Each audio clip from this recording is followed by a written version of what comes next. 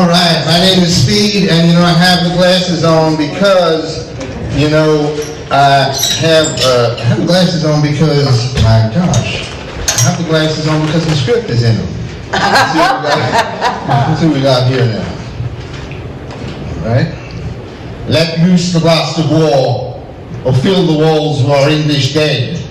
Well, you know, you could do your laundry, you know. And, my wife, you know, she did the laundry and the laundry fence, you know what I mean? Anyway, my name is Speed, and I'm a recovering methamphetamine addict.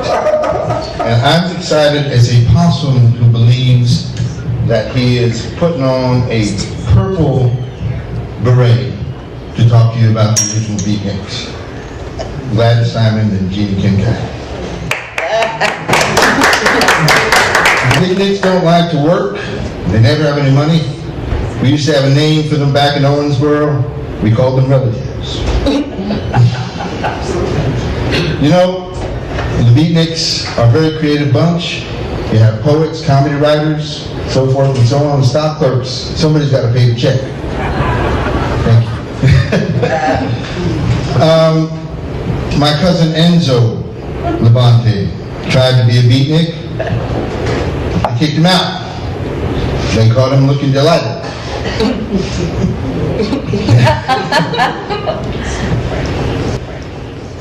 The beatniks, type of guy that goes to the window in the morning and looks in. All right. Now, when we were growing up, times were tough.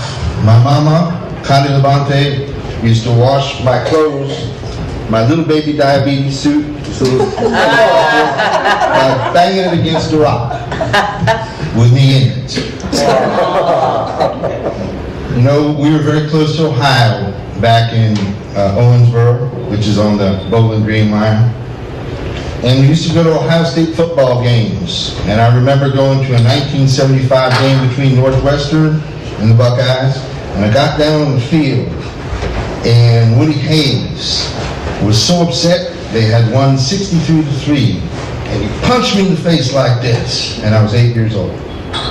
And my mama said to me, "You have been punched in the face by greatness." And I'm like, "Mom, I am 8.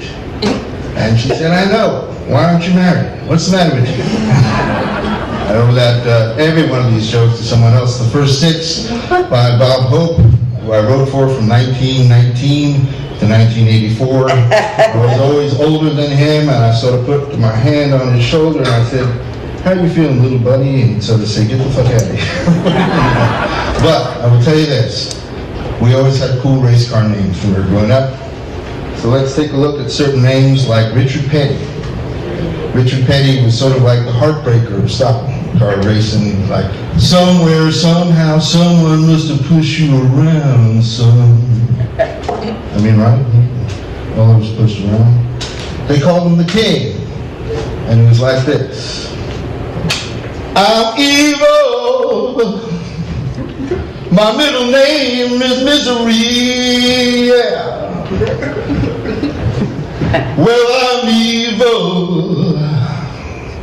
So don't you mess around with me.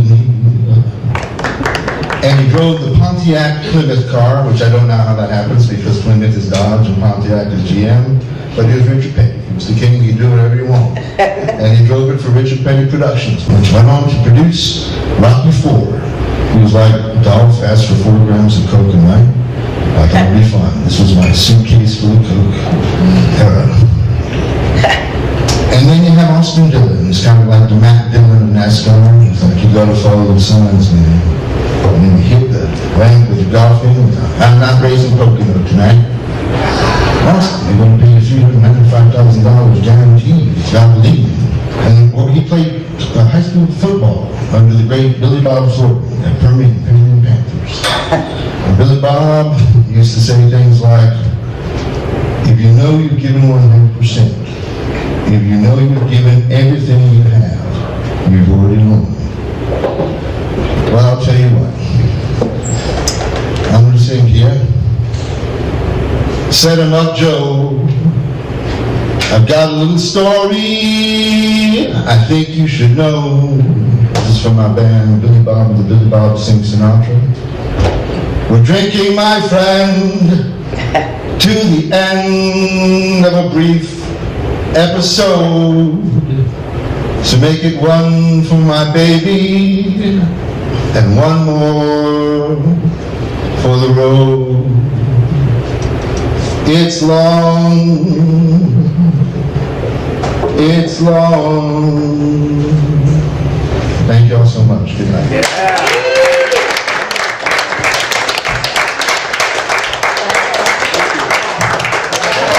Speed.